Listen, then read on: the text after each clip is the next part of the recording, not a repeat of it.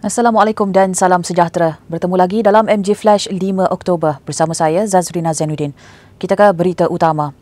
Kemelut politik yang sedang berlaku di Melaka akan diselesaikan oleh Presiden UMNO Datuk Seri Ahmad Zahid Hamidi. Perkara itu dimaklumkan Naib Presidennya Datuk Seri Ismail Sabri Yaakob. Jelasnya, tindakan segera telah diambil Datuk Seri Ahmad Zahid termasuk mengadakan perbincangan dengan kepimpinan UMNO negeri itu.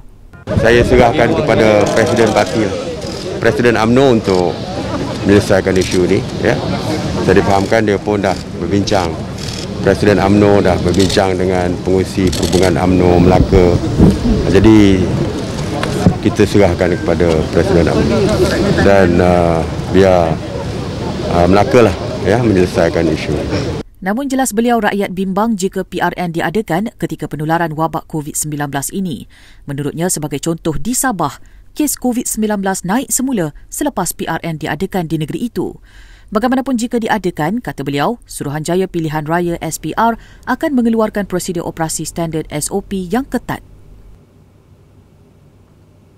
Dalam pada itu, Naib Presiden UMNO Datuk Seri Muhammad Khalid Nordin memberi cadangan supaya Dewan Undangan Negeri Dun Melaka dibubarkan bagi membolehkan pilihan raya negeri PRN diadakan.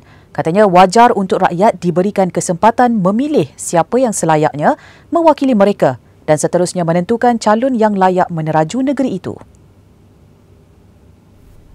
Menyentuh mengenai keadaan semasa di mana kini berdepan dengan COVID-19, beliau menjelaskan dengan kadar vaksinasi yang menyeluruh, sudah membolehkan suatu pilihan raya diadakan segera.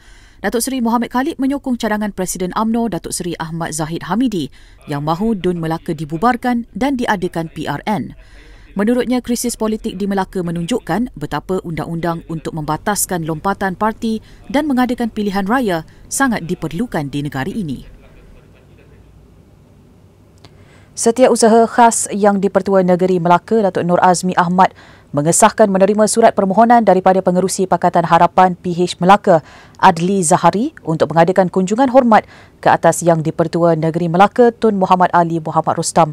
Bagaimanapun ia tidak dibenarkan kerana beliau sedang menjalani kuarantin kendiri sejak 30 September lalu selepas menjadi kontak rapat kepada individu positif COVID-19. Kunjungan itu bertujuan untuk membincangkan senario politik semasa di Melaka selepas kerajaan Melaka didakwa tumbang kerana hilang majoriti sokongan. Bagaimanapun, Datuk Nur Azmi memaklumkan bahawa Tun Muhammad Ali sendiri yang akan membuat keputusan apabila beliau masuk ke pejabat pada Jumaat ini. Semalam, 4 ahli Dewan Undangan Negeri adun daripada Barisan Nasional BN, Perikatan Nasional PN dan Bebas mengumumkan hilang kepercayaan sekaligus menarik balik sokongan terhadap kepimpinan Ketua Menteri Melaka, Datuk Seri Sulaiman Mat Ali. Dan dalam pada itu, Berita Harian melaporkan Yang di-Pertua Melaka Tun Muhammad Ali Muhammad Rustam dipercayai sudah mengadakan perbincangan dengan beberapa pihak berkaitan kemelut politik yang berlaku.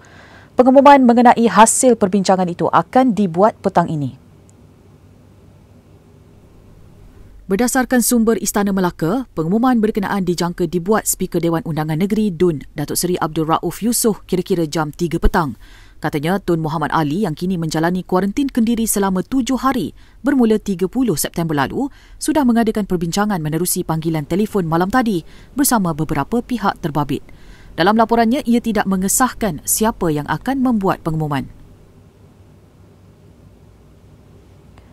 Baik, kita ke berita seterusnya. Sebuah pertubuhan bukan kerajaan NGO, Karunai Ovivum, mendakwa timbalan Ketua Menteri 2 Pulau Pinang, P. Ramasamy, terlibat dalam penyelewengan wang membabitkan pembelian tablet untuk sekolah Tamil di negeri tersebut. Presidennya S. Murugesan berkata sebanyak 500 tablet jenama Samsung Galaxy diagihkan kepada pelajar melalui satu jawatan kuasa sekolah-sekolah Tamil yang diketuai Ramasamy pada 25 September lalu.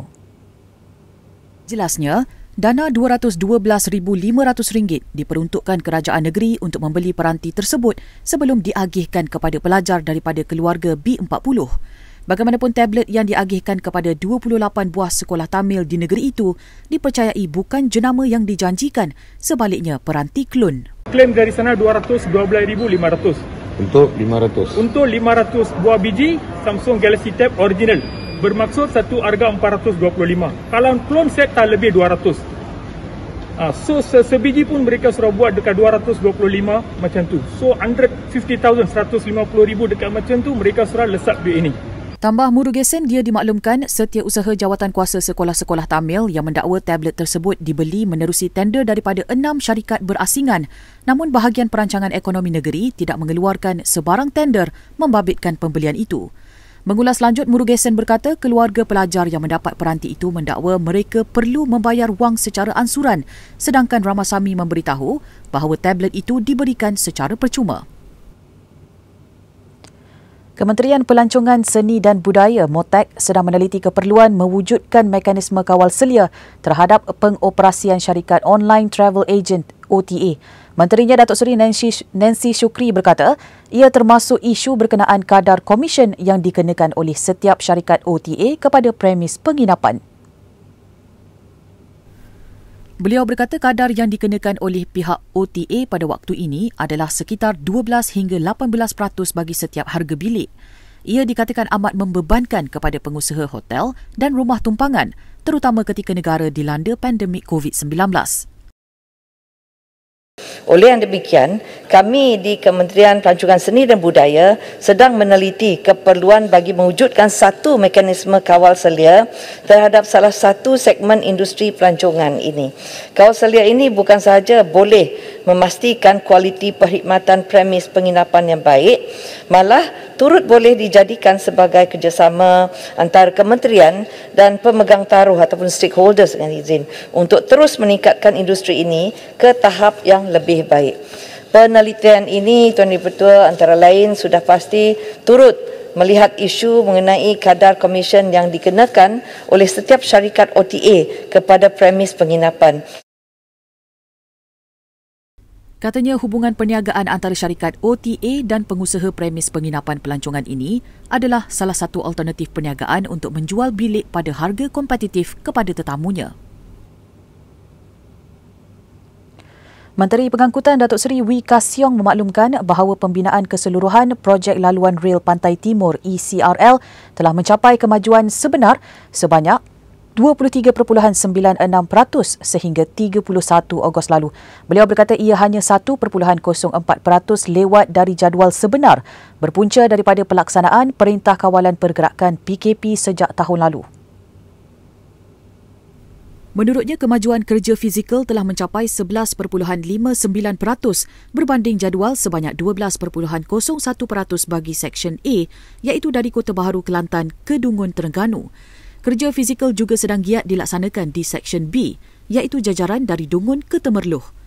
Bagi Seksyen C, iaitu dari Temerloh ke Pelabuhan Kelang, kerajaan mengkaji jajaran terbaik bagi memastikan ECRL memberi impak ekonomi yang maksimum kepada rakyat seperti diumumkan pada 5 April lalu.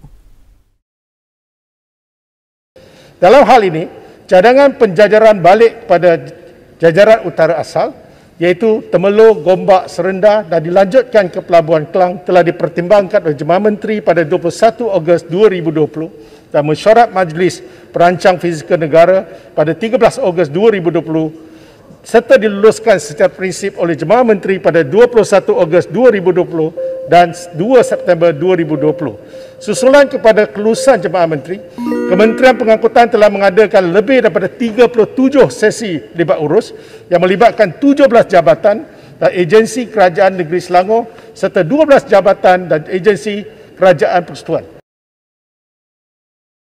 Menurut beliau, penjajaran balik itu bertujuan memperkemaskan cadangan penyelesaian teknikal untuk mengatasi isu sosial dan alam sekitar seperti permatang kuarza dan empangan batu yang diwar-warkan.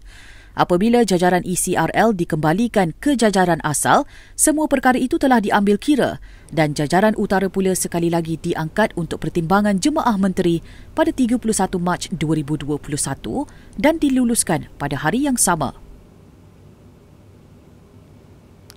Baik, dengan itu sekian dahulu MG Flash buat masa ini. Teruskan bersama kami untuk mengikuti perkembangan terkini dari semasa ke semasa di platform media sosial Malaysia Gazette di Facebook, Twitter, Instagram dan YouTube atau melalui portal kami di www.malaysiagazette.com.